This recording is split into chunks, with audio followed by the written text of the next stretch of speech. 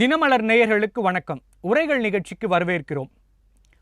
திரு செந்தில் பாலாஜி மீதான வழக்குகள் ஓராண்டுக்கு மேலாக நடந்து கொண்டிருந்தாலும் அவர் மீது குற்ற நடவடிக்கை வழக்கு பதியாமல் இருக்கிறது என்கிற கேள்வியை கோர்ட் கேட்டிருக்கிறது. அதற்கு தமிழக அரசு அளித்த கோப்புகளுக்கு ஆளுநர் இன்னும் அனுமதி அளிக்கவில்லை என்கிற பதிலை கோர்ட்டுக்கு சொல்லியிருக்கிறது அரசு. கடந்த 2ஆம் தேதி ஆளுநர் ஏற்கனவே ஒப்புதல் அளித்து விட்டதாக கூறியிருந்தாலும் அந்த கோப்புகளுக்கு முடிவெடுக்க 7 மாத காலம் ஆளுநர் எடுத்து கொண்டிருக்கிறார் என்பது சர்ச்சைக்குள்ளாகியிருக்கிறது. ஏன் இந்த தாமதம் என்கிற கேள்வியை நீதிமன்றம் எழுப்பியிருக்கிறது. அதை குறித்து தான் இன்றைய உரைகள் நிகழ்ச்சி விவாதிக்க இருக்கிறது.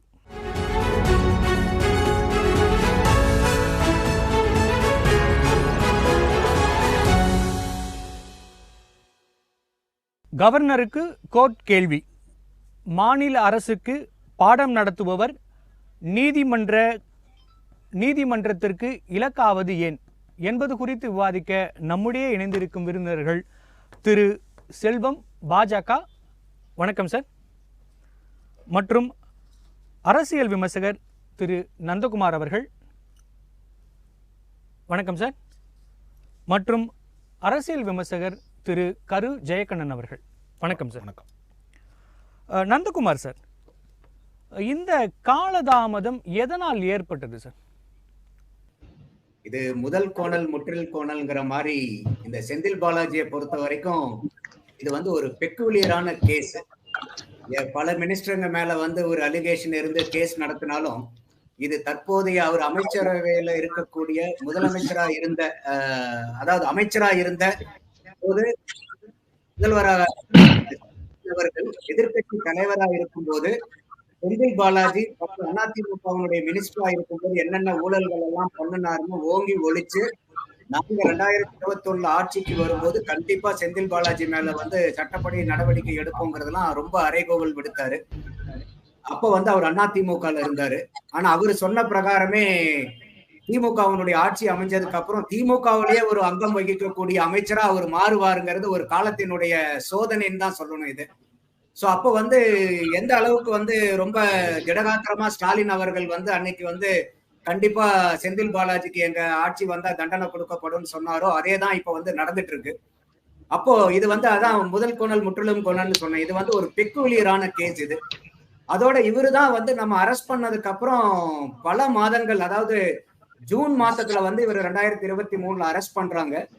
பட் இவர் அந்த மினிஸ்ட்ரியில ரிசனேஷன் கொடுக்காம மக்களுடைய வரி பணத்துல ஜெயில இருந்து அமைச்சரா இருந்தது ஆல்மோஸ்ட் ஒரு ஜூன்ல இருந்து பிப்ரவரி மாசம் வரைக்கும் 6+2 ஆல்மோஸ்ட் 8 மாத காலம் ஒரு அமைச்சராக இலாகா இல்லாத அமைச்சரா ஜெயில்ல தமிழக மக்கள் எல்லாமே நமக்கு ஆளக்கூடிய அமைச்சர் எங்க இருக்காருன்னா ஜெயில இருந்து எங்களை ஆண்டுட்டு இருக்காருன்னு சொல்ற அளவுக்கு ஒரு நிலைமை மோசமாக இருந்தது. அப்போ கூட இப்ப இருக்கக்கூடிய ஆளுநர் அவர்கள் கண்டிப்பா இவரை நீங்க அமைச்சரவையில இருந்து நீக்கிட்டு தமிழக அரசு கூட ரொம்ப முட்டு கொடுத்துட்டு இருந்தாரு. ஆனா அத நீதிமன்றமே சொல்லிச்சு இது முதலமைச்சரனுடைய பெரராகேட்டிவ். இத ஆளுநர் அவர்கள் கருத்து தெரிவிக்கலாமே ஒழிய நிர்பந்திக்க முடியாது. அவருடைய தன்னிச்சையா இதுல எடுக்கக்கூடிய வாய்ப்பு அரசியல் சாசனத்துல முதல்வருக்கு தான் இருக்கே ஒழிய இது கவர்னருக்கு இல்லைங்கிற ஒரு தீர்ப்பு கொடுத்து அப்பயே ஆளுநர் ரவிக்கு அவர்களுக்கு ஒரு சின்ன ஒரு என்ன சொல்றது ஒரு சட்டப்பூர்வமாவே ஒரு விளக்கத்தை நீதிமன்றம் கொடுத்து அது முட்டு கொடுக்கப்பட்டதாவே தான் பார்க்கப்பட்டது. அப்போ ஆரம்பத்துல இருந்தே இவருடைய அந்த நிலையானது செந்தில் பாலாஜியினுடைய கேஸ் எல்லா இடத்துலயுமே ஒரு ஃப்ரீயா அந்த கேஸ் போன மாதிரி தெரியல. எல்லா பக்கமே இடிச்சுக்கோ நடிச்சுக்கோங்கிற அளவுக்கு தான் ஒரு சந்து பந்துல போற மாதிரி தான் போய்கிட்டு இருக்கு. அப்போ இதுல கூட இப்ப சுப்ரீம் கோர்ட்ல ஒரு பெட்டிஷன் ஃபைல் பண்றாங்க. இது பிஎம்எல்ஏ ஆக்ட்ல மட்டும் இருக்கக்கூடாது, இது பிரிவென்ஷன் ஆஃப் கரப்ஷன் ஆக்ட்லயும் இதை நீங்க கேஸை ஃபைல் பண்ணணும். இதை சென்ட்ரல் இன்வெஸ்டிகேஷன் டீம் இதை எக்ஸ்ப்ளோர் பண்ணணும் அப்படிங்கறத தான் ஒரு இதுல சுப்ரீம் கோர்ட்ல ஒரு பெட்டிஷன் ஃபைல் பண்ணி அதுல இந்த 2 ஜட்ஜ் கொண்ட பெஞ்ச் அதை விசாரிச்சு இப்ப அவங்கள துரிதமா இதை நீங்க நடவடிக்கை எடுக்கணும் ஏன் வந்து இந்த மாதிரி பண்றீங்கன்னு கேட்கும்போது காலதாமதம் வந்து கவர்னர்கிட்ட இருந்து வந்ததாகவும் அவர்கிட்ட இருந்து இன்னும் வந்து அனுமதி கிடைக்கலன்னு முதல்ல சொல்லி கடைசியில வந்து இல்ல இல்ல அனுமதி எல்லாம் வந்துருச்சு அப்படிங்கறதையும் வந்து இப்ப விளக்கம் வந்து தமிழ்நாடு அரசு சார்பாகவே உச்ச நீதிமன்றத்துல வந்து பதிவு செய்யறத நம்மளால பார்க்க முடியுது. இதுல என்ன ஒண்ணுன்னா இப்ப சமீபமா இன்னொன்னு வந்து நம்ம பார்க்க வேண்டியது என்னன்னா சென்னை உயர் நீதிமன்றத்துல ஆனந்த் வெங்கடேஷன் அவர்கள் ஜஸ்டிஸ் அவர்கள் வந்து என்னன்னா இப்போ இந்த திமுகல அமைச்சரவையில இருந்த தங்கம் தென்னரசு அவர்கள் 2006 இருந்து 11 வரைக்கும் இருந்த அந்த திமுக காலகட்டத்துல குற்றச்சாட்டுக்கு உள்ளான சொத்துக்கு வரவுக்கு மீறிய சொத்து சேர்த்த வழக்குல வந்து தங்கம் தென்னரசு அவர்களும் அந்த காலத்துல வந்து அவர் வந்து backward class health and backward class மினிஸ்டரா இருக்காரு KKSSR. அடுத்தது வந்து தங்கம் தென்னரசு அவர் வந்து ஸ்கூல் எஜுகேஷன் மினிஸ்டர். அவங்க 2 பேருமே வந்து வருமானத்துக்கு மீறின சொத்து சேர்த்தின வகையில கேஸ் ஃபைல் பண்றாங்க அதிமுக ஆட்சிக்கு வந்ததுக்கு அப்புறம். அப்போ இவங்க தொடர்ந்து வந்து அந்த கோர்ட்ல ஸ்பெஷல் கோர்ட்ல வந்து ஆஜராகாமே கண்டினியூஸா வந்து அவங்க அட்ஜர்ன்மெண்ட் வாங்கிட்டே இருக்காங்க, அதுக்கு கேஸ்கே போகாம.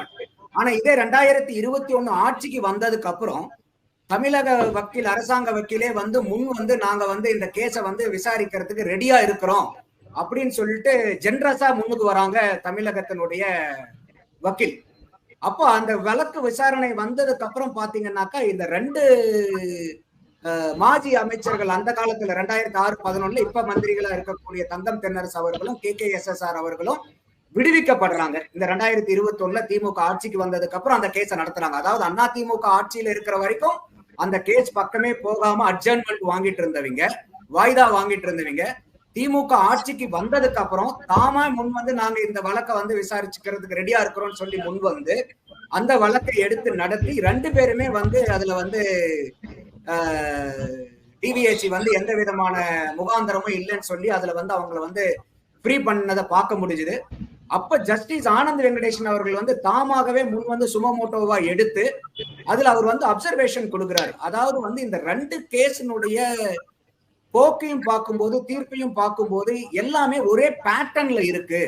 அப்ப இத்தனை காலம் வாய்தா வாங்கினீங்க, இப்ப திமுக ஆட்சிக்கு வந்ததுக்கு அப்புறம் தாமாகவே முன் வந்து இந்த வழக்குக்கு விசாரணைக்கு உட்பட்டு அவசரமாக இந்த வழக்கை முடிச்சு 2 பேருமே ஒரே பேட்டர்னா இருக்குது, இது எந்த வித்தியாசமும் இருக்குல்ல, சம்திங் இஸ் ராட்டிங்கிறார், ஒரு அழுகுன வாடை அடிக்குது இந்த கேஸ்ல அப்படிங்கிறார். அப்போ வந்து இவர் தாமாவே முன் வந்து இது பண்ணுனது வந்து வேலையாகாது, நீங்க மறுபடியும் திருப்பி வந்து இதை வந்து என்கொயர் பண்ணணும்னு சொல்லிட்டு இப்ப இந்த மாசம் 9ஆம் தேதியிலிருந்து KKSSR-ம் இந்த மாசம் 11ஆம் தேதியிலிருந்து தங்கம் தென்னரசு அவர்களும் வந்து விருதுநகர் கோர்ட்ல டெய்லி ஹியரிங்க்கு வந்து வரணும்னு சொல்லிட்டு திரு ஆனந்த் வெங்கடேஷன் அவர்கள் வந்து தீர்ப்பு கொடுத்தது, அப்சர்வேஷன் கொடுத்தது வந்து ரொம்ப முக்கியத்துவம் வாய்ந்தது. அதோட அவரே வந்து செந்தில் பாலாஜியினுடைய கேஸ்ல வந்து ஜாமீனுக்கு அப்ளை பண்ணும்போது அதே ஜஸ்டிஸ் ஆனந்த் வெங்கடேஷன் என்ன சொல்றாருன்னா, fail is a rule, jail is an எக்ஸெப்ஷன்ங்கிறது மற்ற கேஸுக்கெல்லாம் பொருந்தும், ஆனா இந்த PMLA-ல வந்து இது அப்படியே ஆப்போசிட் அப்படின்னு சொல்லி அந்த அப்சர்வேஷனை கொடுத்து அவர் ஹைகோர்ட்ல வந்து அந்த செந்தில் பாலாஜி அவர்களுக்கு கேட்கப்பட்ட ஜாமீனை வந்து ரத்து செய்யறாரு. அப்போ இதுல வந்து பல இடங்கள்ல பண கோலங்கள்ல வந்து இந்த செந்தில் பாலாஜி அவர்களுடைய கேஸ் வந்து நம்ம பார்க்க வேண்டியதா இருக்கு. அப்போ இப்போ தமிழக அரசு வந்து ஆளுநர் அவர்கள் அனுமதி கொடுக்காதனாலதான் விசாரிக்காம இருக்கிறதுக்கு லேட் பண்றாங்கன்னா, அப்ப தமிழக அரசு வந்து ரொம்ப ஜோரா செந்தில் பாலாஜிக்கு எகென்ஸ்டா இந்த கேஸை எடுத்து துரிதமா நடத்துறதுக்கு முற்படுறாங்களா? அப்ப செந்தில் பாலாஜிக்கு வந்து ஒரு வழக்கு நடத்தி அதன் மூலியமா தண்டனை கிடைக்கப்பட ஒரு பட்சத்துல இதுக்கு அனுமதி கொடுக்காம தான் ஆளுநர் அவர்கள் வந்து லேட்டா கொடுத்துட்டு இருக்காரா? அப்ப ஆளுநர் வந்து இதுக்கு என்னமோ செந்தில் பாலாஜிக்கு வந்து உதவிகரமா இருக்கிற மாதிரியும் ஒரு கோணம் ஏற்படுதே. அப்ப வந்து அந்த மாதிரி ஒரு கேள்வி எழுதும் போது இது அதுதான் எல்லா இடத்துலயுமே ஒரு முற்றிலுமே வந்து இது எங்க போனாலும் ஒரு இடிக்கிற மாதிரியே இந்த கேஸ் இருக்கிறத நம்மளால பார்க்க முடியுது. கண்டிப்பா சார். சார் ஜெயகண்ணன் சார், பழைய படத்துல வர டயலாக் மாதிரி இந்த கோர்ட் பல விசித்திரமான வழக்குகளை சந்தித்து இருக்கிறது அப்படின்னு சொல்லுவாங்க. குறிப்பாக இந்த விஷயத்துலையும் பார்த்தீங்கன்னா திமுக வந்து விரைந்து கேஸை நடத்தி அவருக்கு தண்டனை வாங்கி கொடுக்குதா அப்படின்னு ஒரு கேள்வி இருக்குது. அதே மாதிரி ஏற்கனவே ஆளுநர் கொடுத்த அந்த அனுமதியை மறுத்து அவர் பெயிலிருந்து வெளிவர விடாமல் பார்க்குறாங்களா அப்படின்னு 2 கேள்வியுமே திமுக மேலே வைக்கப்படுகிறது. அதற்கு உங்கள் விளக்கம் என்ன சார்? ஒரு அண்ணன் வணக்கம். அதாவது அண்ணன் சட்டம் படித்தவரா இல்லையான்னு தெரியல, ஆனால் வந்து மிகச்சிறப்பாக வந்து சட்ட நடைமுறைகளை பற்றி சொன்னார் அண்ணன் நந்தகுமார். அதாவது செய்தி அடிப்படையில் பார்த்தீங்கன்னா இந்த வழக்கு செந்தில் பாலாஜி வழக்கை பொறுத்தவரை அமலாக்கத்துறையின் கீழ் பதிவு செய்யப்பட்ட வழக்கு தான் மெயின் கேஸ். அதன் பிறகு வருவதெல்லாம் அதோட உடன் இணைந்த வழக்குகள்னு தான் சொல்லுவோம். இப்போ உச்சநீதிமன்றத்தில் கேட்கப்பட்டிருக்கிற கேள்வி என்பது ஏற்கனவே இந்த வழக்கின் அடுத்து அவர் வந்து உங்களுக்கு பிணையில் கிடைக்காம சிறையில் இருக்கும்போது அடுத்த கட்டமாக அவருடைய வழக்கு நகர்வது வந்து பார்த்திங்கன்னா குற்றப்பத்திரிகை தாக்கல் செய்யப்பட்டு குற்றப்பத்திரிகையின் கீழ் அவருடைய அந்த சிறப்பு நீதிமன்றத்தில் வழக்கு அடுத்த கட்டத்துக்கு நகரணும். இதற்கான உங்களுக்கு உத்தரவை வழங்க வேண்டியது கவர்னர். இதில் தமிழ்நாடு அரசுடைய போக்கு என்னன்னு நினைக்கிறீங்க? இல்லை சார், வழக்கம் போல எல்லா கோப்புகளையும் தாமதப்படுத்துவது போல கவர்னர் இந்த கோப்பையும் தாமதப்படுத்தி ஆல்ரெடி அவர் வந்து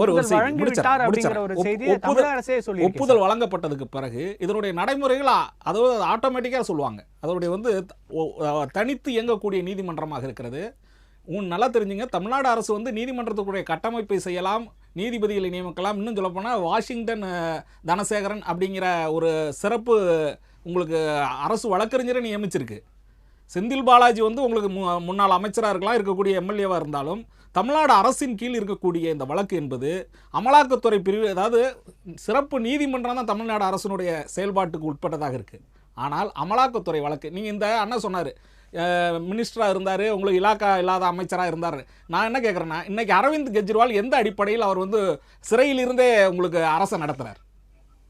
அரசியலமைப்பு சட்டத்தில் அதற்கான இடம் இருக்கிறது. மணிஷ் சிசோடியா எந்த அடிப்படையில் வந்து அங்கே அமைச்சராக இருக்கிறார்? இதெல்லாம் நீங்கள் பார்க்கணும்.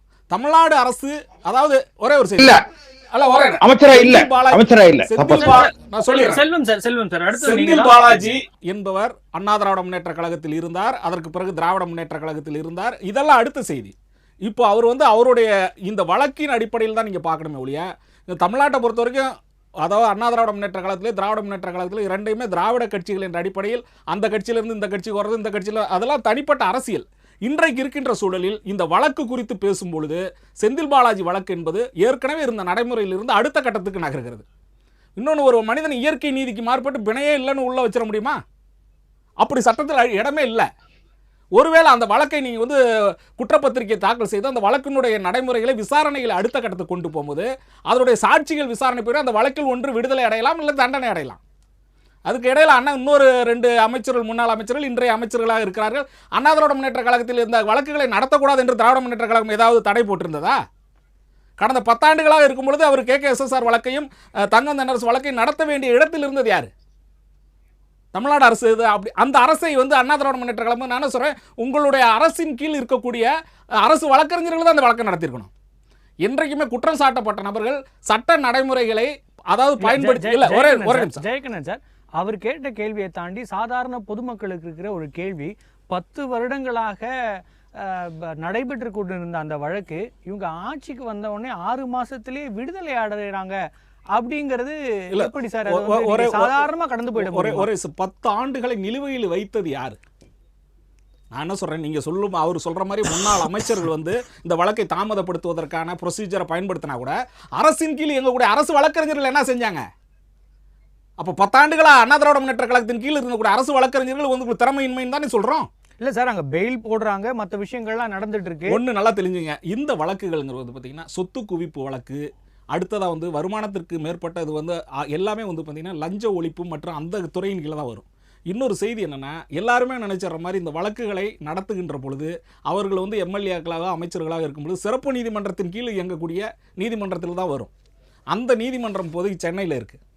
அண்ணன் சொல்ற மாதிரி விருதுநகரில் அந்த வழக்குகள் இருந்தா கூட அதன் பிறகு அந்த விருதுநகர்ல இருந்து அந்த வழக்குகள் அந்த வழக்குகளை குறித்து நம்ம பேசல.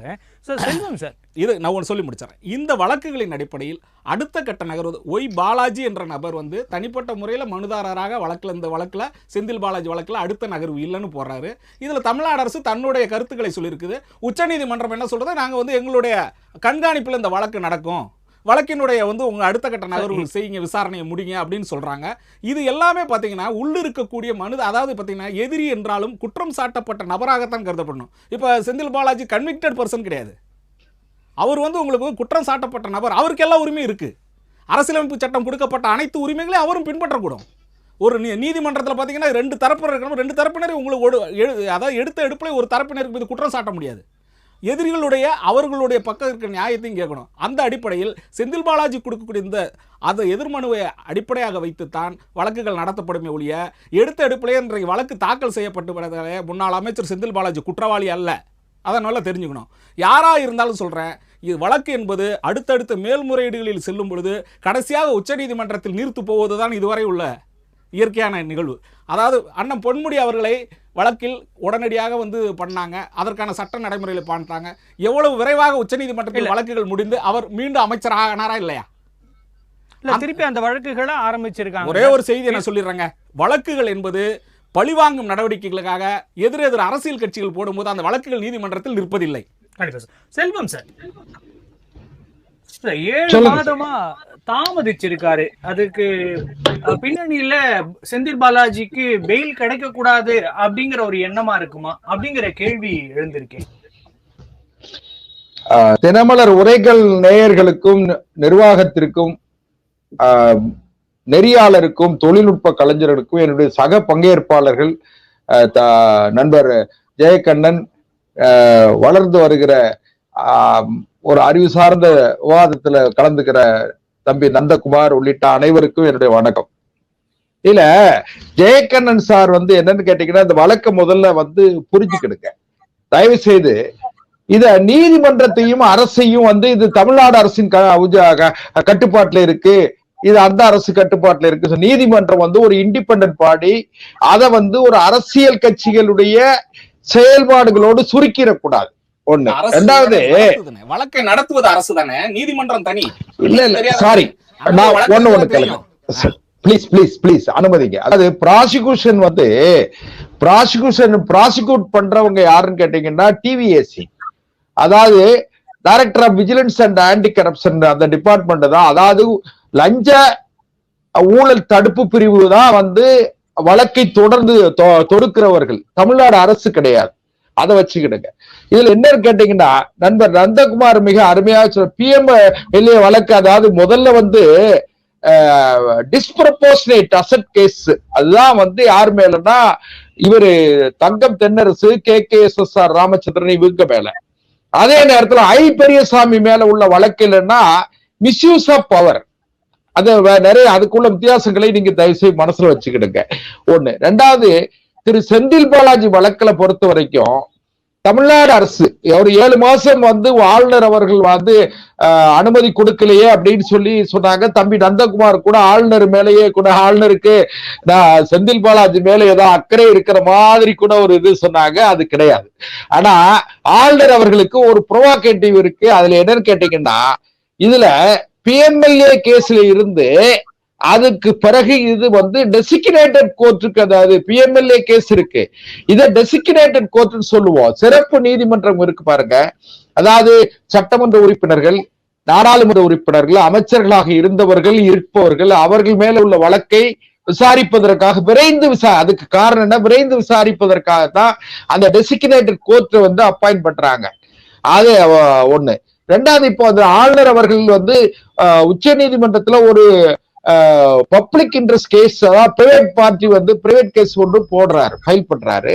அதுல சுப்ரீம் கோர்ட்ல தமிழ்நாடு அரசே கூட ஆளுநர் கொடுத்த ஒப்புதலை சப்ரஸ் பண்ணிட்டு மறைத்து விட்டு ஆளுநர் அனுமதி கொடுக்கல, அதனாலதான் நாங்க ஒன்றும் பண்ண முடியலன்னு சொன்னாங்க. அதுக்கு பிறகு ஒரு 2-3 நாள் கழிச்சு பாத்தீங்கன்னா ஆளுநர் அனுமதி கொடுத்துட்டாருன்னு சொன்னாங்க. அதனால தமிழ்நாடு அரசினுடைய குளறுபடிகளுக்கு இது ஒரு உதாரணம். நண்பர் நந்தகுமார் மிக அருமையா சொன்னாங்க. ஒரு விஷயம் என்னன்னா, கடந்த நாடாளுமன்ற தேர்தல் சமயத்துல 2019, ரொம்ப காலமும் கிடையாது, ஒரு 4.5 ஆண்டுகளுக்கு முன்பு இன்றைய முதலமைச்சர் அன்றைய எதிர்க்கட்சி தலைவர் திரு MK ஸ்டாலின் அவர்கள் தேர்தல் பரப்புரையின் போது கரூர், ஈரோடு, அந்த கொங்கு மண்டலத்துல திரு செந்தில் பாலாஜி அவர்களுக்கு செல்வாக்கு இருப்பதாக கருதப்படுகிற அந்த பகுதிகளில் அவரு பிரச்சாரம் செய்யும் போது பாத்தீங்கன்னா, நாங்கள் ஆட்சிக்கு வந்தவுடன் செந்தில் பாலாஜின்னு ஒருத்தர் இருக்காரு இந்த மாவட்டத்துல, ஏன் முதலமைச்சர் பதவிக்கே கூட முயற்சி பண்ணார், அவரைத்தான் நாங்க பிடிச்சு முதல்ல உள்ள போடுவோம்னு சொன்னாரு. நந்தகுமார் சார், தொடர்ந்து செந்தில் பாலாஜி விவகாரத்துல ஆளுநருக்கும் அரசுக்குமான மோதல் போக்கு இருக்கு. குறிப்பா அவர் அமைச்சரா தொடரிலிருந்து இந்த விஷயம் வரைக்கும் ஆளுநருக்கு நீதிமன்றம் கேள்வி எழுப்புகிற ஒரு சூழ்நிலை உருவாகி இருக்கிறது. ஆளுநர் அரசுக்கு அறிவுரை வழங்க வேண்டிய ஒருவர். அவர் இதை மாதிரி என்ன புரோட்டோகால், அவரோட இதுவர்கள் என்னன்னு தெரிஞ்சு அது செயல்படுறாரா, இல்லை இதில் எதுவும் அரசியல் இருக்கிறதா நீங்க பாக்குறீங்களா? இது ஆளுநருக்கு வந்து அவருக்கு அரசியல் கட்டமைப்பு, அவங்களுக்கு கொடுத்திருக்கக்கூடிய பவர் என்ன, அவங்களுடைய ரெஸ்ட்ரிக்ஷன்ஸ் என்னங்கிறதெல்லாம் நல்லாவே தெரியும். அதெல்லாம் தெரியாம வந்து ஒருத்தர் ஆளுநரா இருக்கிறதுக்கு வந்து வாய்ப்பு இல்லை. பட் எங்க இடத்துல நான் இதை வந்து ஒரு வித்தியாசப்பட்டு பாக்குறேன்னா, இன்னைக்கு ஆளுநரா அமைக்கக்கூடிய எல்லாருமே ஏதோ ஒரு கட்சி சார்ந்த பின்புலத்துல இருந்துதான் வராங்க. இது நான் வந்து வெறும் குறிப்பிட்ட மாதிரி பிஜேபியை மட்டும் நான் குறை சொல்லல. காங்கிரஸ் ஆண்ட போதும் சரி, இப்ப பிஜேபி ஆளும் போதும் சரி, எல்லாருமே அது வரைக்கும் இப்ப உதாரணத்துக்கு வந்து பாத்தீங்கன்னா, நம்ம தமிழகத்துல தமிழிசை சவுந்தரராஜன் அவர்கள் தெலுங்கானாக்கும் பாண்டிச்சேரிக்கும் கவர்னரா இருந்துட்டு ரிசைன் பண்ணிட்டு வந்து இங்க எலெக்ஷன்ல வந்து போட்டி போடுறாங்க.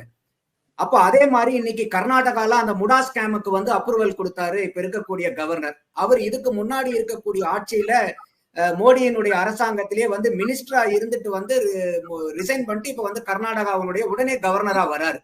அப்ப என்ன நடக்குது? இதேதான் வந்து அன்னைக்கு அவரு பழைய கர்நாடகா முதல்வர், பிஜேபியினுடைய கர்நாடகா முதல்வரா இருக்கும்போது அவர் மேல கேஸ வந்து நடத்தலாங்கிறதுக்கு பர்மிஷன் கொடுத்த கவர்னர் வந்து காங்கிரஸ்னால அப்பாயிண்ட் பண்ணப்பட்டவர்.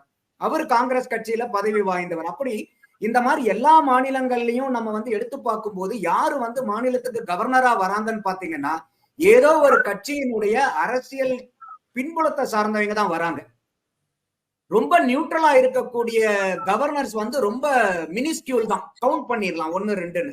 அப்ப என்ன ஆகுதுன்னா, ஒரு குறிப்பிட்ட கட்சியை சார்ந்த அந்த கவர்னர்கள் இருக்கும்போது அந்த கட்சியினுடைய கொள்கைகளையும் அந்த கட்சியினுடைய கோட்பாடுகள் மூலியமா தான் அவங்க அது வரைக்கும் பயணிச்சிருப்பாங்க.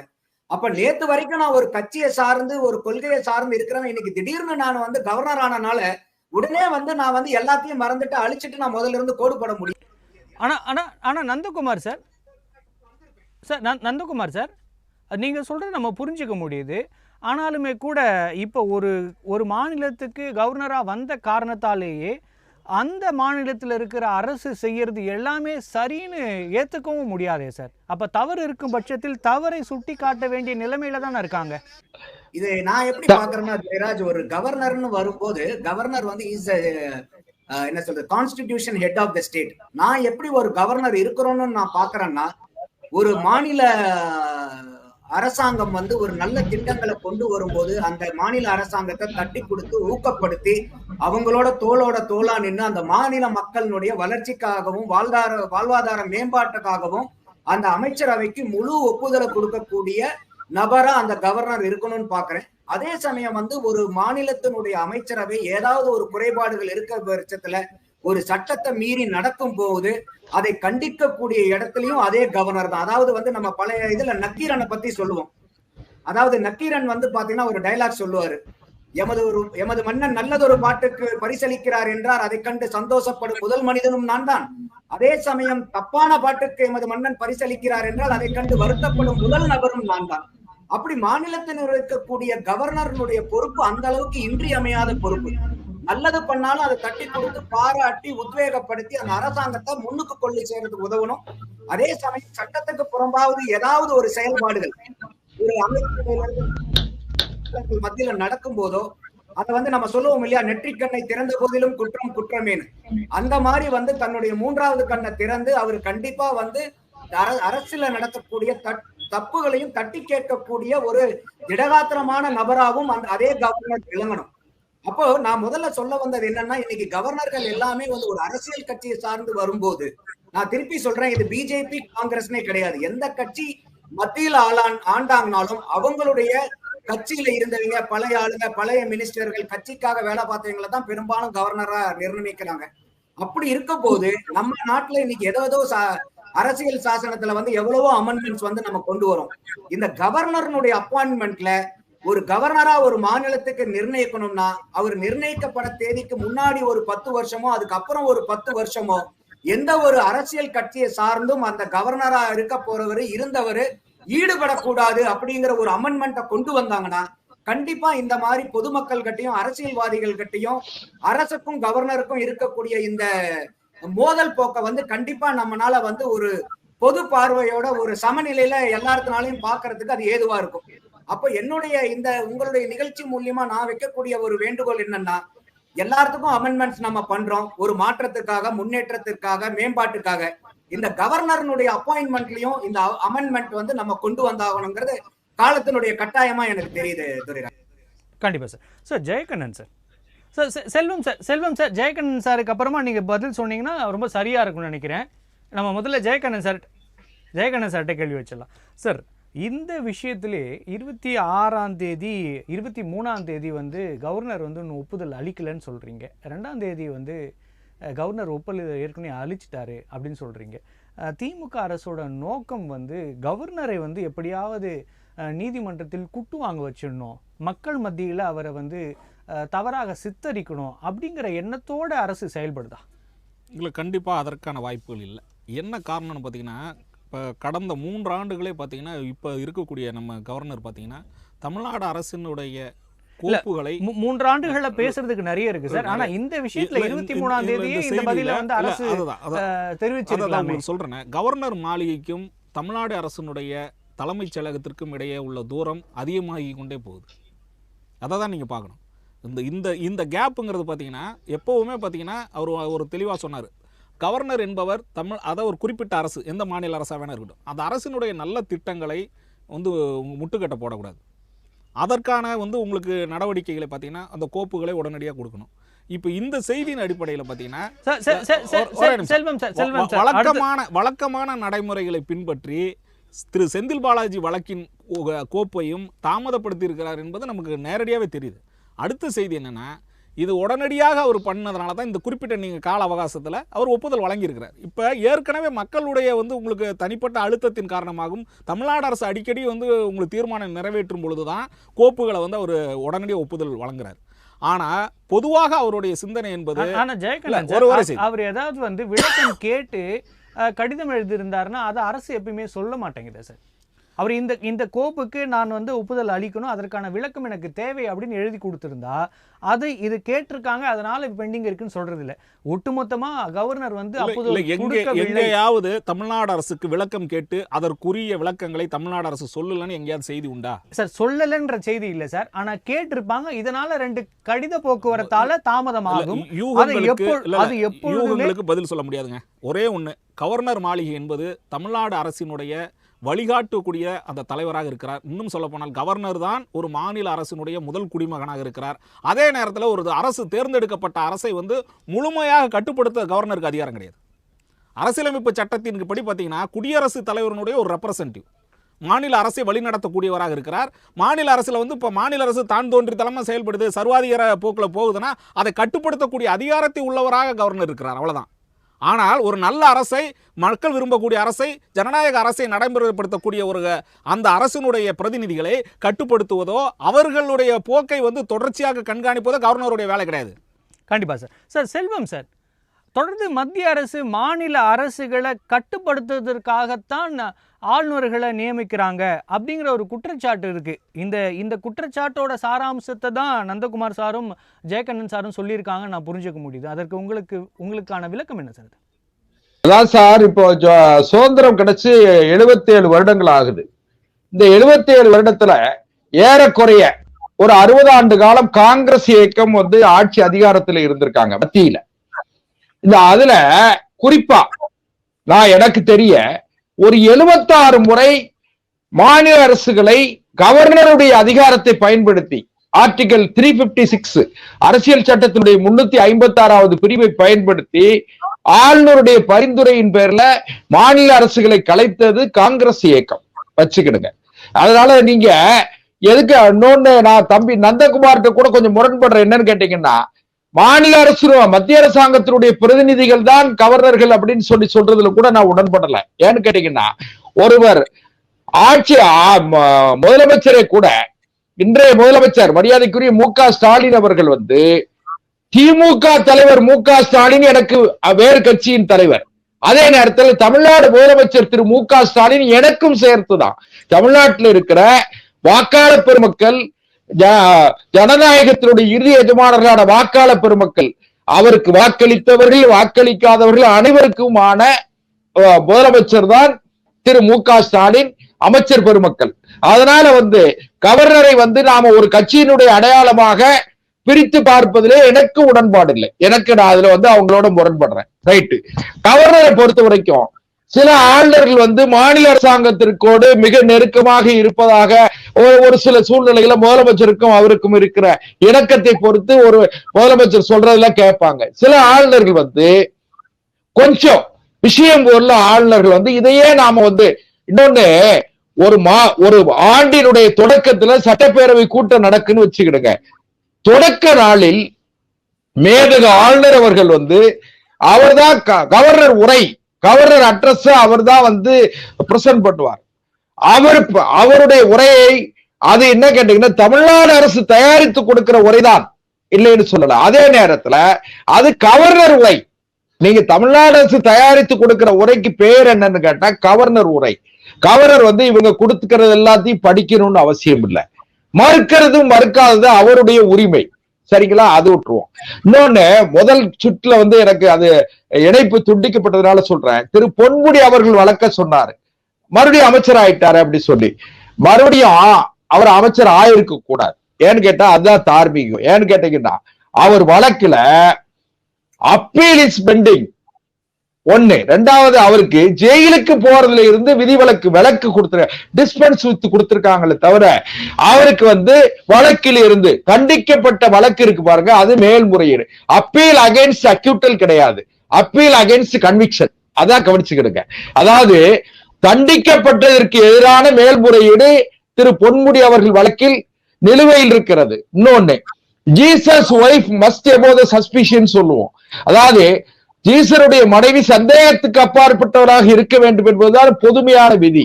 அதுல ஒரு உதாரணம் என்ன சொல்றேன்னு கேட்டா 1954 அல்லது 55 என்னுடைய நினைவு சரியா இருந்தா 55ஆம் ஆண்டுல பண்டித நேரு அமைச்சரவையில லால் பகதூர் சாஸ்திரி அவர்கள் ரயில்வே துறை அமைச்சரா இருந்தாரு. தமிழ்நாட்டினுடைய ஓவிய அழகேசன் அவர்கள் ரயில்வே துறை இணையமைச்சரா இருந்தார். திருச்சிக்கு பக்கத்துல லால்குடிங்கிற இடத்துக்கு வரும்போது ஒரு பெரிய கோரமான விபத்து நடந்து அதுல ஒரு 350 மேற்பட்டவர்கள் அன்றைக்கு இறந்துட்டாங்க. அப்போ ஒரு பெரிய சர்ச்சை வந்தது. அண்ணா அவர்களை கூட அரியலூர் அழகேசா ஆண்டது போதாதா, மக்கள் மாண்டது போதாதான் கேட்டாரு. அது ஒரு பெரிய சர்ச்சையா இருந்தது. ஆனா உடனே லால் பகதூர் சாஸ்திரி எந்த விதமான இது இல்லாம தார்மீக பொறுப்பேற்று அன்றைக்கு ராஜினாமா பண்ணார். நல்லா கவனிச்சுக்கிடுங்க. அதே போல மரியாதைக்குரிய லால்கிருஷ்ணன் அத்வானி, பாரதிய ஜனதா கட்சியோட மூத்த தலைவர் லால்கிருஷ்ணன் அத்வானி அவர்கள் பாபர் மசூதி இடிப்பு வழக்குல அவர் மேல சார்ஜ் ஷீட் ஃபைல் பண்ணாங்க. குற்றம் நிரூபிக்கப்படல, வழக்கு ட்ரையல் நடத்தல, சார்ஜ் ஃப்ரேம் பண்ணாங்க. உடனே அவர் பதவியை ராஜினாமா பண்ணிட்டு மறுபடியும் விடுதலையான பிறகுதான் பதவிக்கு வந்தார். இது வந்து ஒரு நல்ல தரமான அரசியல் இயக்கங்கள் தரமான தலைவர்கள் பின்பற்ற வேண்டிய ஒரு நெறிமுறை. அதாவது இது சட்டம்னு நான் சொல்லல, நெறிமுறை. இது ஒரு தார்மீக பொறுப்பே இருக்கணும். அதனால அதை ஏற்காது அது திமுகவுடைய விருப்பம். நான் அதுக்குள்ள வரல. அதே நேரத்துல மாண்புமிகு மேதகு கவர்னர் அவர்களை கட்டுப்படுத்தக்கூடிய அதிகாரம் நான் இன்னொன்னு சொல்றேன். கடந்த ஆட்சியில அதிமுக ஆட்சியில இன்றைய முதலமைச்சர் அன்றைக்கு எதிர்கட்சி தலைவராக இருந்த போது சட்டமன்றத்துல மிகப்பெரிய அளவில் ஒரு கலவரம் ஏற்பட்டு அன்றைக்கு கொஞ்சம் நினைவுபடுத்தி பாருங்க, சட்டையெல்லாம் கிழிச்சு பணியனோட வந்தாரு இன்றைய முதலமைச்சர், அன்றைய எதிர்கட்சி தலைவர் வெளியே வந்தாரு. வந்த உடனே நேரம் எங்க போனாங்க தெரியுமா? கவர்னர் மாளிகைக்கு தான் போனாங்க. கவர்னர் தான் போய் கம்ப்ளைண்ட் பண்ணாங்க. ஏன் கேட்டீங்கன்னா கவர்னர் தான் கான்ஸ்டிடியூஷனல் ஹெட் மட்டும் இல்ல, figure head of the government. அதாவது அரசியல் சட்டப்படி அரசாங்கத்தினுடைய முகம் யாருன்னு கேட்டா கவர்னர் தான், மேதகு ஆளுநர் தான். அட்மினிஸ்ட்ரேட்டிவ் ஹெட் யாருன்னு கேட்டீங்கன்னா முதலமைச்சர். அதனால நான் என்ன சொல்றேன்னு கேட்டா கவர்னரை கொச்சைப்படுத்த வேண்டும் என்பதற்காக மேதகு ஆளுநர் அவர்கள் இவர்களுக்கு அடிமையாக இருக்கணும்னு அவசியம் இல்லை. இன்னொரு செய்தியோட முடிச்சிடுறேன். 1989-90 திமுக ஒரு 13 ஆண்டு கால இடைவெளிக்கு பிறகு ஆட்சிக்கு வந்துச்சு. அப்போ கவர்னரா இருந்தது யாருன்னு கேட்டீங்கன்னா எஸ் பர்னாலா, அதாவது சுர்ஜித் சிங் பர்னாலாங்கிற பஞ்சாப் மாநிலத்தினுடைய முன்னாள் முதலமைச்சர். அவர் தான் தமிழ்நாட்டுடைய கவர்னர். கலைஞருக்கு ரொம்ப வேண்டியவர். அப்போ ஒரு மத்தியில சந்திரசேகர் தலைமையில ஒரு 56 எம்பிக்களை கொண்ட ஒரு கேர்டேக்கர் கவர்மெண்ட் சார், ஒரு இடைக்கால சர்க்கார். அன்னைக்கு திமுக இங்க பெரும்பான்மையோட தான் இருந்தது. ஆனா அன்னைக்கு சட்ட அமைச்சராக இருந்த சுப்பிரமணிய சாமியுடைய ஏற்பாட்டுல அம்மையார் ஜெயலலிதா அவர்களுடைய விருப்பத்திற்காக அவர்கள்லாம் இணைந்து என்ன செஞ்சாங்க தெரியுமா? எஸ் பர்னாலாட்ட ஒரு அறிக்கை கேட்டாங்க. லா அண்ட் ஆர்டர் மோசமா இருக்கு, ஒஸ்டா இருக்குன்னு சொல்லி ஒரு ரிப்போர்ட் கேட்டாங்க. அதுக்கு எஸ் பர்னாலா மறுத்தார். அதுக்கு பிறகு என்ன பண்ணாங்க தெரியுமா? ரொம்ப விசித்திரமா அரசியல் சட்டத்திலே மிகப்பெரிய அளவுல உள்ள ஒரு விசித்திரம் என்னன்னு கேட்டா, ஆர்டிகல் 356 கவர்னருடைய அனுமதி இல்லாமல் பயன்படுத்த முடியாது என்று இருந்தாலும் கூட ஆர் அதர்வைஸ்னு ஒரு பிரிவை சேர்த்து, யாரு கவர்னர் அனுமதிக்கவில்லை என்றாலும் ஆர் அதர்வைஸ் இப்படி ஒண்ணு பயன்படுத்தி அன்னைக்கு திமுக அரசை கலைத்தார்கள். நான் என்ன சொல்றேன்னு கேட்டீங்கன்னா, கவர்னருக்கு ஒரு அரசியல் சட்டம் வழங்கி இருக்கிற உரிமை, இன்னும் கூட அரசியல் சட்டத்தை படிக்கிற தம்பி ஜெயக்கண்ணனுக்கு தம்பி நந்தகுமாருக்கு தெரியும். அரசியல் சட்டத்தினுடைய 161, 162, 63, 64 இதெல்லாம் பாத்தீங்கன்னா கவர்னருடைய ப்ரோவோகேட்டிவ் பத்தி அவங்க சொல்லி இருக்காங்க. கவர்னருக்கு இவங்க கொடுக்கிற மாநில அரசு சட்டமேற்றி அனுப்புகிற அனைத்தையும் ஏற்றுக்கொள்வதற்கும் மறுப்பதற்கும் திருப்பி அனுப்புவதற்கும் விளக்கம் கேட்பதற்கும் அனைத்து உரிமைகளும் மேதக ஆளுநர் அவர்களுக்கு இருக்கிறது. என்னை பொறுத்தவரையில மேதக ஆளுநர் அவர்கள் ஓடுகிற குதிரைக்கு கடிவாளம் எப்படி அவசியமோ அதை போல கட்டுப்பாடு இல்லாத நிர்வாகத்தை தரக்கூடிய திமுக அரசுக்கு மேதக ஆளுநர் RN ரவியை போன்ற கடிவாளம் தேவை என்பது என்னுடைய தாழ்மையான கருத்து. கண்டிப்பா சார். நந்தகுமார் சார், நம்ம அரசியலமைப்பு சட்டமே செக்ஸ் அண்ட் பேலன்ஸோட வச்சு இருக்கிறது தான். அதுதான் அரசியலமைப்பு சட்டத்தோட அழகே. அப்படி இருக்கப்ப தொடர்ந்து தமிழகத்தில் அதிகப்படியாக இந்த ஆளுநருக்கும் அரசியல் கட்சிகளுக்கும் இருக்கிற மோதல் போக்கு தொடர்ந்து நடக்குது. நம்மளை யாரும் கேள்வி கேட்டுடக்கூடாது அப்படிங்கிற ஒரு அரசியல் கட்சியோட எண்ணமாக இருக்கலாம். அதே மாதிரி அந்த ஆளுநர் தான் இருப்பை நிரூபிக்கிறதுக்காக பேசுவார் அப்படிங்கிற இன்னொரு பக்க குற்றச்சாட்டி நம்ம தொடர்ந்து பார்த்து கொண்டே இருக்கிறோம். ஆனால் இதற்கு ஒரு முடிவு இருக்க மாட்டேங்குது சார். இதற்கு நிரந்தரமான தீர்வு என்ன? ஏன்னா சட்டத்தில் நிறைய சிக்கல்கள் இருந்தாலும் கூட இவர்கள் மக்களின் நலனுக்காக பேசாம ஒருத்தரை மாத்தி மாத்தி கம்ப்ளைண்ட் பண்ணிக்கிறதுலே இருக்காங்களே சார். இதற்கு என்ன தீர்வு? அதுதான் முதல் தீர்வா நான் சொன்னது கவர்னர் அப்பாயின்மெண்ட்ல ஒரு அமெண்ட்மெண்ட் கொண்டு வரணும். Point number 1. ஏன்னா அது பொதுமக்களினுடைய பார்வையில இருந்து பார்க்கும்போது எங்கேயும் தப்பு இருக்கு அங்கேயும் தப்பு இருக்குங்கிற மாதிரி போகும்போது நீங்க செய்யற தப்பு அவங்க செய்யலையா, அவங்க செய்யற தப்பு நீங்க செய்யலையாங்கிற மாதிரி யாருதான் தப்பு செய்யலங்கிற மாதிரி போயிடுது. நம்மளுடைய நோக்கம் என்னன்னா, இப்போ ஒரு மாநிலம்ங்கிறது ஒரு குடும்பம் மாதிரிதான். எப்படி நம்ம ஒரு குடும்பத்துல கணவன் மனைவி 2 பேருக்குமே அந்த குடும்பத்தை வழிநடத்தி செல்லக்கூடிய சீர்படுத்தக்கூடிய தகுதியும் பவர் எல்லாமே கணவனுக்கு மட்டும்தான் இருக்கா இல்ல மனைவிக்கு மட்டும்தான் இருக்கானா? இல்ல, 2 பேர்த்துக்குமே சம பொறுப்பு இருக்கு. வாழ்வாதாரத்தையும் மேம்படுத்தக்கூடிய கடமை மக்களால தேர்ந்தெடுக்கப்பட்ட அரசாங்கத்துக்கும் உண்டு. அதே மாதிரி ஒரு செக்ஸ் அண்ட் பேலன்ஸா ஒரு பிரசிடென்ட்னால அப்பாயிண்ட் பண்ணக்கூடிய கவர்னருக்கும் அந்த செக்ஸ் அண்ட் பேலன்ஸ் வைக்கிறதுக்காக இருக்கணுமே ஒழிய இந்த இடத்துல ஒரு கருத்து மோதல்களாவோ இல்ல ஒரு தத்துவ மோதல்களாவோ அது மாறிடக்கூடாது. ஏன்னா ஒரு கவர்னர் அப்படின்னு நம்ம ஒரு அனுமதிக்கப்படும் போது ஒரு மாநிலத்துல ஒரு அப்பாயிண்ட் செய்யற அன்னையிலிருந்தே அவர் அனைத்து விதமான சந்தேகங்களுக்கும் அப்பாற்பட்டவராதான் நம்ம மக்கள் பார்க்க வேண்டிய நிலைமையில இருக்கும். நான் எதனால இந்த அமெண்ட்மெண்ட்டை கொண்டு வரணும்னு சொல்றேனாவே அந்த சந்தேகங்களுக்கெல்லாம் அப்பாற்பட்ட நிலையில சில கவர்னர் நடந்துக்கிறாங்களாங்கிற ஒரு கேள்விக்குறி எழுது. அதனாலதான் என்ன சொன்னா, நேத்து வரைக்கும் ஒரு அமைச்சரா இருந்துட்டு திடீர்னு இன்னைக்கு காலையில ஒரு கவர்னரா வரும்போது அவர்னால முழுக்க முழுக்க அந்த சித்தாந்தங்களை கட்சியினுடைய கொள்கைகள் எல்லாம், ஏன்னா அவருக்கே ஒரு பர்சனல் பயாஸ் இருக்கும். அவரு நம்ம தூத்துக்குடி செல்வமன்னன் கூட சொன்னாரு. இது ஜட்ஜ சாரி நந்தகுமார் சார், நீங்க இந்த விஷயத்துக்கு தான் செல்வம் சார் ஒரு பதில் சொல்லியிருந்தாரு. ஒரு கட்சியோட தலைவரா இருக்கவர் தான் முதலமைச்சரா வராரு. அவர் ஒரு நாளைக்கு முன்னாடிக்கு வரைக்கும் ஒரு கட்சியோட தலைவர், அதுக்கப்புறம் எல்லாருக்குமான முதலமைச்சர். ஜட்ஜிக்கு எடுத்துக்கினாலும் உங்களுக்கு அதுதான். அதை எப்படி சார் இங்க இம்ப்ளிமெண்ட் பண்ண முடியும்? இறுதியான உங்க கருத்தை வச்சிருங்க சார், நமக்கு நேரம் போகுது. அதான் என்னோட இறுதியான கருத்து என்னன்னா, தப்பு செய்யக்கூடிய எந்த ஒரு அரசியல்வாதியா இருந்தாலும் அவர் எந்த கட்சியை சார்ந்தவரா இருந்தாலும் என்ன பின்புலம் இருந்தாலும் ஒரு பொதுமக்களை வஞ்சித்து ஏமாற்றி மக்களுடைய காசை கொள்ளையடிக்கக்கூடிய எந்த ஒரு ஆளுக்கும் தண்டனை நம்ம இந்திய திருநாட்டுல தண்டனை கட்டாயம் கிடைக்குங்கிற நம்பிக்கைய நம்மளுடைய அரசியல் அமைப்பும் நம்மளுடைய அரசியல் அதிகாரங்களும் எல்லாமே நமக்கு பொதுமக்களுக்கு ஒரு நம்பிக்கையை ஏற்படுத்தணும். இப்ப என்ன இருக்குன்னாக்கா, இப்ப இதே நந்தகுமார் சார் நன்றி சார்.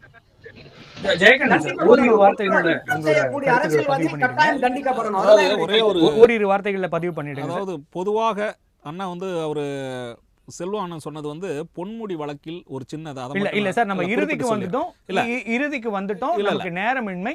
அதை இந்த குறிப்பிட்ட நீ கவர்னருடைய அதிகாரத்திற்கு உட்பட்டு இந்த செந்தில் பாலாஜி வழக்கில் ஏற்பட்ட இந்த நடைமுறையில் வந்து கவர்னர் மாளிகையில் ஏற்பட்ட தவறுகளை தவிர தமிழ்நாடு அரசின் கீழ் இயங்கிய தவறு கிடையாது. இந்த அடிப்படையில் உச்சநீதிமன்றம் உடனடியாக வழக்கினுடைய விசாரணை ஆரம்பிக்க சொல்லியிருக்கிறது. அதன் அடிப்படையில் உச்சநீதிமன்றத்து கண்காணிப்பின்படி திரு செந்தில் பாலாஜி வழக்கு நடைபெறும் என்கின்ற பொழுது மிக நேர்மையாக நடைபெறும் என்று நம்புவோம். அதாவது நன்றி சார், நன்றி ஒரு சார். மனிதனுடைய அடிப்படை நன்றி உரிமையின் சார். கீழ் வழக்கு நடக்கும். நன்றி சார். சார் செல்வம் சார், உங்களோட இறுதியான கருத்து சுருக்கமா ஓரிரு வார்த்தைகளை வச்சிருங்க சார். அதாவது உப்பை தின்றவர்கள் தண்ணீர் குடிக்க வேண்டும், தப்பு செய்தவன் தண்டனை அனுபவிக்க வேண்டும். அதுல இருந்து யாரும் தப்பி பெயரக்கூடாது. அதை அரசுகள் மாத்திரமல்ல, அரசுகளால முடியாது. நீதிமன்றங்கள் இப்போ சமீப நாட்களில் மிக கண்காணிப்பாக இருக்கிறார்கள். ஆகவே தவறு செய்தவர்கள் கண்டிப்பாக தண்டிக்கப்பட்டே தீர வேண்டும். நன்றி சார், நன்றி சார். நம்முடைய விவாதத்தில் கலந்து கொண்டு பல்வேறு கருத்துக்களை நம்மோடு பகிர்ந்து கொண்டமைக்கு நன்றி. மற்றும் ஒரு நிகழ்ச்சியில் சந்திக்கலாம்.